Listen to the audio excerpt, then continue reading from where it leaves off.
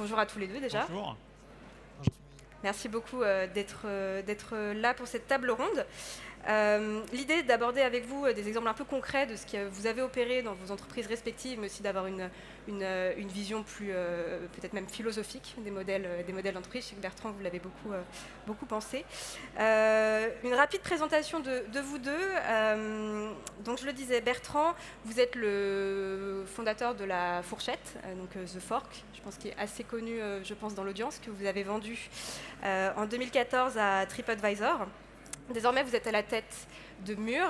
C'est un restaurant un concept de restaurant qui possède ses propres fermes. Et vous avez aussi créé Doton Club, qui est un club qui recueille, je crois, 2500 personnes pour le moment, pour les aider et les accompagner à comprendre et à réduire leurs émissions de gaz à effet de serre au quotidien. Puis nous avons Charles Vaury, vous êtes Chief Transformation Officer chez Gaiago. Donc Gaiago, c'est une agritech industrielle qui aide les agriculteurs et les coopératives à améliorer en fait la vie des sols et la santé des plantes grâce à des produits naturels. Et vous êtes basé à Saint-Malo, si je ne me trompe pas. Très bien. Bertrand, je le disais un petit peu tout à l'heure, vous avez beaucoup théorisé justement les modèles d'entreprise alternatifs, donc à titre plutôt personnel. Je m'interrogeais un peu de savoir un petit peu déjà pourquoi vous avez fait ce choix, sachant que vous veniez d'une entreprise un modèle un peu plus classique, on va dire, dans l'univers startup. Oui, en effet. Alors, en fait, c'est parce que je viens d'un modèle plus classique que j'ai vu de l'intérieur un peu à la fois la force du capitalisme en capacité d'innovation, en capacité de rassembler les personnes autour d'un projet, d'avoir de l'impact.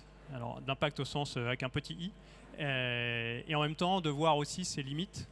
Avec deux grandes limites, moi, au fur et à mesure que j'ai compris, que ce soit chez La Fourchette, que ce soit chez TripAdvisor qui nous a racheté, que ce soit dans d'autres entreprises dans lesquelles j'interviens en tant qu'actionnaire ou en tant que conseiller, c'est de voir à quel point, d'une part, aujourd'hui, les entreprises ne prennent vraiment pas en compte, alors c'est un peu bateau, je vais dire, mais les externalités négatives, hein, maintenant c'est très connu, mais c'est-à-dire finalement tous les impacts sociaux, environnementaux, etc., qu'on les ait ou qu'on les ait pas, finalement ça ne change rien à la trajectoire de l'entreprise d'un point de vue économique. Donc ça, c'est le premier élément qui m'a fait réfléchir.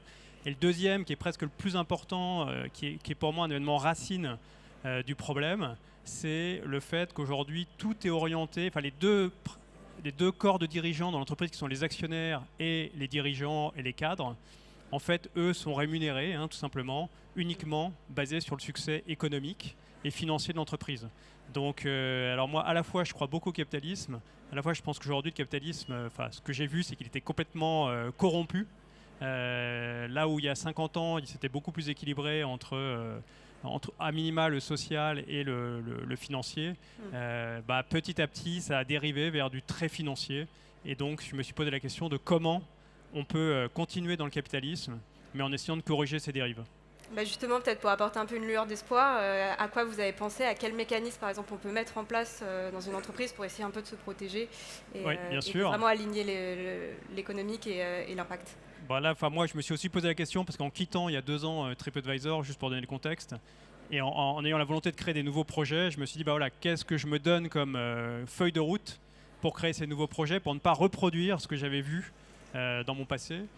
Donc par rapport aux externalités, en fait, il y a 2 choses que je m'étais écrites et qui me paraissent très importantes. La première, c'est de lancer en tant qu'entrepreneur des projets dont la raison d'être, en fait, sont positifs. Voilà. C'est-à-dire, et en particulier sur des industries essentielles. Les industries essentielles, il faut se nourrir, sinon on meurt, il faut s'éduquer, il y a la santé, il y a le logement. Et après, il y a plein d'industries qui sont moins essentielles. Donc de se concentrer sur l'industrie essentielle et dans son business model, dans sa raison d'être, de réfléchir à quelles sont mes externalités positives et négatives. Et la deuxième chose par rapport au sujet d'externalité, c'est évidemment d'intégrer ça dès le démarrage dans la gouvernance de l'entreprise. Alors il y a plein de manières de le faire. Mais en ayant une comptabilité carbone, par exemple, pour le CO2, en ayant, je vais en parler un peu après, mais en ayant une gouvernance plus équilibrée. Après, sur la partie, comment est-ce qu'on équilibre entre, alors moi je dis les 3 P, il y a eu les 4 P tout à l'heure, chacun ses P, mais en tout cas sur Planet, Profit et Prosperity, et People, pardon, c'est Planet, People, Prosperity. Donc sur ces 3 P, comment est-ce que c'est pas que la prosperity /profit qui gagne, mais comment est-ce qu'on est sûr d'équilibrer les trois. Par rapport à ça, moi j'ai 5 choses qu'on est en train de mettre en place dans les projets là, qu'on monte actuellement et que je conseille à ceux qui veulent bien m'écouter. La première chose, évidemment, c'est... alors première chose déjà, c'est de ne pas oublier la prosperity. Parce que souvent c'est le risque, c'est de se dire non mais en fait le financier c'est nul, etc. Non, le financier reste très important et une entreprise qui n'est pas bien gérée, elle n'a aucune chance d'y arriver. Voilà, donc ne pas oublier le prosperity, mais celui-là on risque pas trop dans notre monde actuel. Donc. Et ensuite c'est de mettre évidemment entreprise à mission. Alors on peut un peu tout mettre derrière ça, mais en tout cas d'écrire clairement dans ses statuts, c'est une manière de le dire au monde. Voilà, quelle est la raison d'être de l'entreprise. Deuxième élément très important pour nous, c'est la partie actionnariat. Voilà, c'est-à-dire ce que je disais tout à l'heure, en fait l'actionnaire c'est quand même en partie celui qui dirige l'entreprise, en tout cas celui qui prend les grandes décisions quand il y a besoin d'en prendre, ou qui valide les orientations à minima. Et donc comment est-ce qu'on peut équilibrer notre actionnariat? Donc moi je conseille aussi de mettre une partie dans des fondations ou des fonds de dotation, ce qui permet d'avoir une partie qui est sanctuarisée du capital et sur lequel personne ne gagnera à ce que ce capital rapporte de l'argent. Ce que vous êtes en train de faire avec... Voilà, exactement. Sur les deux structures, on est en train de faire ça et on s'est mis d'accord avec mes associés pour apporter une partie très significative de notre capital de fondateur dans une fondation. Ensuite, il y a les autres actionnaires quand il faut se financer, parce que souvent il faut se financer. Donc là, c'est de réfléchir soit aller sur des fonds à impact, voire des fonds, ce qu'on appelle evergreen en américain, donc qui n'ont pas de durée de vie limitée. Donc ils peuvent rester pendant 20 ans au capital, parce qu'en fait là on est sur des sujets de transformation, donc ce n'est pas des sujets qui en 6 ans on est capable forcément d'avoir un retour sur investissement fort pour les investisseurs. Et après on explore tout ce qui est, moi j'y crois beaucoup, actionnariat des clients au crowdfunding. Je pense que si les clients et les salariés sont les actionnaires, en fait eux ils sont très alignés avec la mission, et donc il y a moins de risques de divergence entre les actionnaires et la stratégie. Voilà. Et enfin le dernier point c'est sur la gouvernance. Ça aussi c'est très important, c'est-à-dire qui prend les décisions, comment elles sont prises. Et là c'est dès le début, c'est aussi d'intégrer à minima les salariés et idéalement les clients aussi dans la gouvernance. Ce n'est pas juste dans les décisions, mais c'est vraiment qu'ils aient une place au conseil d'administration et au conseil, au CODIR, au comité de direction des entreprises. Et élus par leurs pairs, il y a un salarié qui va représenter les salariés, et élu par les clients où on ne sait pas comment on fera, mais il y a un client. Ça chez La Fourchette on l'avait fait. Pour la partie restaurateur, on avait un conseil des restaurateurs. Ils n'étaient pas au conseil d'administration, on n'a pas été jusque-là, mais en tout cas, c'est ce qu'on fera dans nos futurs business, d'avoir un client qui a le droit de regard. Parce que quand on crée une entreprise, on la crée pour les clients, on la crée pour les collaborateurs, on ne la crée pas que pour les actionnaires. Si on rajoute à ça la compta carbone, comme je disais tout à l'heure, a priori, on pense qu'on arrivera à avoir une gouvernance équilibrée. Mais ce n'est pas gagné. Et qu'est-ce que vous pensez rapidement des labels aussi qu'on trouve un peu maintenant pas mal dans l'impact, qui sont B Corp ou ESUS? Qu'est-ce que votre avis là-dessus? Oui, alors B Corp et ESUS, c'est deux choses très différentes. Je ne sais pas à quel point l'audience connaît ces labels. B Corp, c'est une grille de lecture de son entreprise avec une centaine de questions qui permet de comprendre sur les aspects environnementaux, sociaux, gouvernance et ce que les Américains appellent community, enfin impact sur les différentes parties prenantes de l'écosystème. Voilà, comment est-ce qu'on est par rapport à des standards, on va dire, vertueux, et comment est-ce qu'on se compare avec d'autres entreprises de notre secteur. C'est ça ce qui est très, très intéressant dans le B Corp, c'est se comparer, parce qu'en fait, quand on est dans on peut être dans les hydrocarbures et être B Corp a priori. Voilà, c'est juste pour expliquer, parce qu'on peut faire plein de choses bien, même si les hydrocarbures, on sait aujourd'hui qu'il faudrait limiter la consommation, voire la réduire très fortement. Mais ce qui est intéressant, c'est de se comparer avec les autres de l'hydrocarbure, parce que si on compare de l'hydrocarbure avec de l'éolien, entre guillemets, sur la partie environnementale, ça n'a aucun sens. Voilà, donc ça, B Corp, c'est vraiment une grille de lecture de son entreprise qui permet éventuellement d'avoir un label à la fin. Alors que ESUS, c'est plus vraiment c'est plus légal, et c'est les engagements qu'on prend en tant qu'entreprise qui donnent accès à des capitaux de l'épargne solidaire en particulier, mais qui sont beaucoup plus contraignants sur la partie financière. Par exemple, les salaires sont limités, on ne peut pas s'introduire en bourse, etc. Moi, en tant qu'entrepreneur, c'est vrai que B Corp, je recommande, pour moi, c'est même pas une question, il faut aller dans cette direction-là. La partie ESUS, voilà, il faut comprendre que ça va limiter, ça va mettre des contraintes fortes dans le temps, donc est-ce qu'on veut se les mettre ou pas, c'est à chacun de décider. Sur le sujet justement, Charles, chez Gaiago, vous réfléchissez beaucoup au label B Corp. Pour quelles raisons en fait? Qu'est-ce qui vous intéresse aussi vous pour accompagner votre entreprise? Alors en fait on s'est dit que B Corp c'était vraiment une façon de revisiter les pans entiers de l'entreprise. C'est une vision assez globale, assez transversale, et ça va nous aider à voir où on peut s'améliorer pour faire mieux. En tant qu'entreprise à mission, Gaiago, on a un impact positif, on est déjà dans cette logique d'impact positif. On peut avoir tendance à se dire on est bon, c'est bon, ce qu'on fait est bien, donc le reste suivra. En fait, pas du tout. Il faut quand même aller voir ce qu'on fait avec nos achats, il faut voir ce qu'on fait avec nos parties prenantes, revisiter notre gouvernance, et ça nous force en fait à repenser le modèle dans sa globalité et pas juste la finalité, l'impact environnemental qu'on pourrait avoir. Et là, en fait, vous êtes en processus, mais ça prend un petit peu de temps, hein, c'est ça, si j'ai bien compris. Alors Bicorp a une longue file d'attente. Voilà, ils sont en train d'embaucher, je crois, beaucoup. Donc on a décidé aussi d'attendre un peu, nous, avant de rentrer dans le processus, parce que, comme étant donné qu'il faut faire un audit l'année d'avant, de rentrer dans ce processus, si on rentre trop tôt, on risque de devoir prendre la file d'attente et devoir refaire des audits en attendant d'être validé. Et je le disais d'ailleurs en introduction, Charles, vous êtes le Chief Transformation Officer de Gaiago, donc ce n'est pas un poste forcément très courant, très banal, et ça en dit beaucoup aussi sur la transformation qui a eu lieu justement chez Gaiago. Est-ce que vous peut-être nous raconter un petit peu quel est votre poste et en quoi il a participé justement à la transformation de la start-up dans laquelle vous travaillez? C'est un poste dans lequel on perd facilement sa voix. Oui. Pardon. 3 jours de salon. Au-delà de ça, en fait, chez Gaiago, on a commencé comme une petite société, comme beaucoup de startups, avec 5 personnes. Et puis on était pendant une année 10. Et là, on a un fonctionnement que je peux qualifier, pour reprendre des analogies avec l'armée, de commando. C'est la tête qui dit où on va et le reste exécute. Et donc ça, c'est très facile et ça marche quand on est 10. Mais assez vite, on a grossi, on a grandi, on a embauché des personnes. Et là, ça ne pouvait plus fonctionner. Et donc il fallait passer sur un modèle où c'est plus le siège qui dit aux équipes commerciales ce qu'il faut faire, c'est les équipes commerciales déportées sur le terrain qui remontent l'information et qui font vraiment la stratégie. C'est pour moi, ça a un rôle sur la prosperity, parce que c'est une façon de survivre. Si on continue avec le siège qui dit ce qu'il faut faire dans sa tour d'ivoire, on risque de perdre totalement la connexion avec le marché. Donc c'est vraiment se connecter avec le marché, le côté prosperity. C'est hyper important pour le côté people, parce que bien sûr, il faut reconnaître les gens qui sont sur le terrain ne sont pas des simples exécuteurs.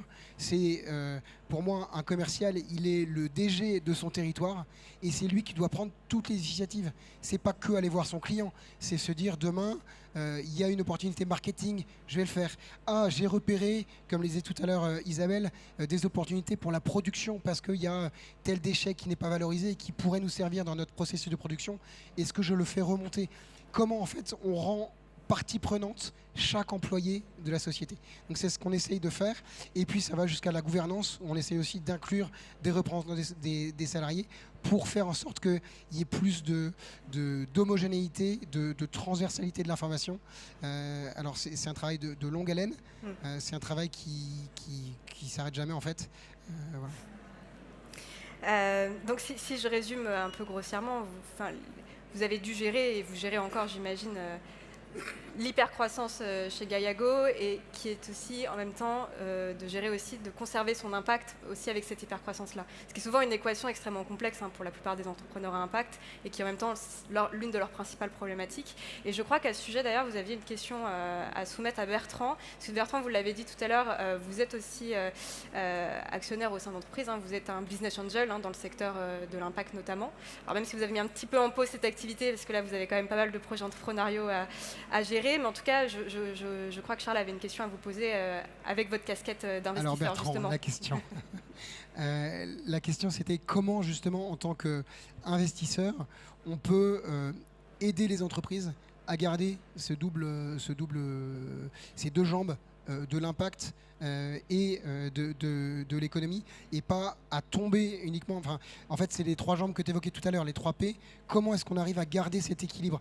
Parce que je trouve que assez facilement, assez rapidement, en tant qu'entrepreneur, on a tendance à s'affoler sur la prosperity et du coup à oublier un peu ça. Ou alors, je prends le modèle inverse, des gens qui nous rejoignent pour le côté engagement, le côté start-up qui va avoir de l'impact, ils ne regardent que l'impact. Et effectivement, il faut quand même à un moment les payer et les nourrir. Et donc il faut pouvoir les rémunérer et donc générer des ventes. Comment est-ce qu'on arrive à bien garder cet équilibre? Alors, très bonne question. une réponse, je pense, principale, c'est le temps. C'est-à-dire que ce que j'ai constaté, c'est que souvent, ce qui provoque la bascule, c'est le temps et les valorisations. C'est les deux éléments. C'est-à-dire que, alors c'est un peu moins le cas maintenant, mais quand les entreprises étaient valorisées, le fondateur, il veut valoriser beaucoup son entreprise parce que c'est-à-dire que quand il va lever de l'argent, il donnera moins de son capital. Donc, entre guillemets, d'un point de vue individualiste, c'est ce qu'il veut faire. Et l'actionnaire, il dit « Ok, je veux bien te prendre moins de ton capital, mais à ce moment-là, si tu m'expliques que ton entreprise, elle vaut déjà 10, 100 millions, il va falloir que tu me le prouves. » Voilà. Et donc, pour moi, c'est ça le problème souvent, c'est le contrat initial qui est pas bon. Parce qu'en fait, pour aller vite et grossir vite, c'est là qu'on commence à prendre des raccourcis et qu'on oublie tout le reste, qu'on oublie sa mission initiale, qu'on oublie ses convictions personnelles, en se disant maintenant j'ai promis que ma boîte valait 10 millions ou 100 millions, maintenant il faut que je lui donne cette valeur. Et comme en fait aujourd'hui le seul critère de mon investisseur et de ses investisseurs, parce que souvent mon investisseur a lui-même des investisseurs, c'est le TRI comme ils disent, donc c'est combien ça va me rapporter d'avoir 1000, le rendement de mes actions. Et très vite on retombe dans cette logique financière et on peut plus s'en échapper. Et puis on se dit ouais mais ça vaut 100 millions, puis si on veut relever de l'argent il faut que ça vaille au moins plus que 100 millions. Enfin voilà. Donc pour moi c'est souvent ça ce qui biaise dès le démarrage, c'est l'entrepreneur qui veut lever beaucoup d'argent sans trop se diluer. Et l'actionnaire qui dit ok mais dans ce cas-là le contrat il est clair, il faut que tu grossisses très vite. Voilà, donc moi ce que j'essaye de faire c'est de donner du temps et après c'est à la fois ce que je disais tout à l'heure, c'est à la fois de dire il faut que vous soyez très bon sur la partie financière et la partie business et la partie business model, proposition de valeur, commercial, marketing, etc. En même temps il faut vraiment que vos décisions, il n'y ait pas de compromis trop fort. Alors, il faut être pragmatique, c'est une évidence, mais en tout cas, sur les grandes directions, sur votre mission, si vous commencez à l'oublier, moi, ça ne m'intéresse pas. Et moi, je dis systématiquement, par exemple, mettez-vous dans la démarche B Corp, même si ce n'est pas pour avoir le label, etc., mais ne serait-ce que pour avoir des indicateurs qui vont vous aider, parce que ce n'est pas évident de garder cet équilibre. Ça vous va comme c'est parfait, réponse? merci. Très intéressant. Mais j'aime bien, pour revenir, j'aime bien ce côté de temps, parce que je pense que c'est quelque chose qu'on ne voit pas trop aujourd'hui. Et en fait, on ne fait pas pousser une carotte plus rapidement en tirant dessus. Donc on a besoin de prendre le temps. Alors moi je parle pour l'agriculture qui est spécialement, je pense, marquée par ça. Il y a une seule saison par an. Et donc on ne va pas pouvoir faire des modèles, des cohortes, comme on dit dans la tech, réplicables, et on ne peut pas en faire 5 par an, ou à moins d'aller dans l'hémisphère sud. Et donc là, on rentre encore dans la logique pire. C'est-à-dire qu'on accélère le truc pour forcer la main au temps, mais prendre ce temps de voir les choses grandir, ce qui n'est pas une chose facile, je pense, en tant qu'entrepreneur, parce qu'on a envie de voir les choses aller vite aussi. Et donc le temps, il est autant du point de vue de l'investisseur, de prendre ce temps et de donner du temps. C'est, je pense, plus que de l'argent, mais autant de l'entrepreneur de prendre le temps de voir son modèle, de le réfléchir et pas de se jeter tout de suite dans des choses qui, au final, vont aboutir à des impasses. Je peux peut-être ajouter quelque chose, c'est qu'en tant qu'actionnaire ou en tant qu'entrepreneur, enfin, de manière globale sur l'impact, si on croit à ce que disent les scientifiques, ce qui je pense est le cas à peu près ici, de toute façon, les entreprises qui ne s'engagent pas dans la durée, dans la transformation, elles vont disparaître, d'après moi. Donc c'est aussi ça, c'est qu'en fait ce temps, si l'entreprise est bien gérée, une fois de plus, ça reste une condition sine qua non. En fait, donner le temps à l'entreprise de comprendre son marché, de l'impacter, etc. En fait, dans 10 ans, moi j'en suis persuadé, ces entreprises-là, ce sera les gagnantes. Voilà. Et donc même d'un point de vue financier, en fait, je suis intimement persuadé, même si c'est pas a priori, ce n'est pas moi mon objectif, mais même pour des actionnaires plus traditionnels, l'un des plus grands investisseurs dans le monde depuis 30 ans, c'est Warren Buffett. Et lui, il a toujours dit le long terme. Je veux comprendre si l'industrie, dans 20 ans, elle sera prospère ou pas. Et pour moi, aujourd'hui, toutes les entreprises qui s'engagent dans une transformation de leur écosystème, c'est celles qui seront prospères dans 20 ans. Voilà. Mais il faut ces 20 ans. Merci beaucoup à tous les deux pour l'échange, très riche. Merci à vous, bravo. Merci beaucoup.